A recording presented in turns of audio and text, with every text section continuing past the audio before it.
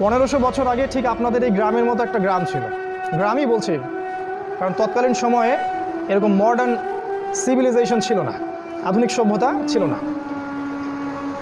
জাজিরাতুল আরবের মধ্যে ছোট্ট একটা কারিয়া বা গ্রাম বা গোত্রকেন্দ্রিক জীবন ব্যবস্থা ছিল, যে জায়গাটার নাম হচ্ছে মক্কা। এটা আপনারা সবাই জানেন। আজকে থেকে প্রায় 1500 বছর আগে, যে যুগটাকে আমরা সবাই এখন বলি আইয়ামে জাহিলিয়াতের যুগ।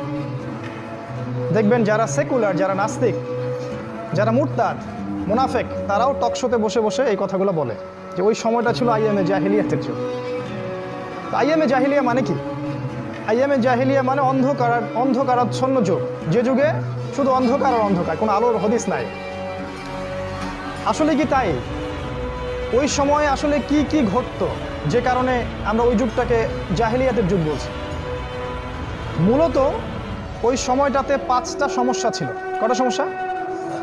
একটু কথা বলবেন তাহলে বুঝতে পারবেন। ওই আইয়ামে জাহিলিয়াতের মধ্যে 5টা সমস্যা ছিল, মৌলিক সমস্যা। এছাড়া আরও অনেক সমস্যা ছিল, কিন্তু এই 5টা হচ্ছে মেজর। তার মধ্যে 1 নম্বর সমস্যা ছিল শিরক।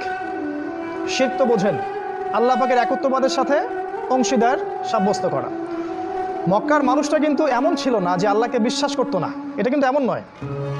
তারা আল্লাহকে ঠিকই বিশ্বাস করতো।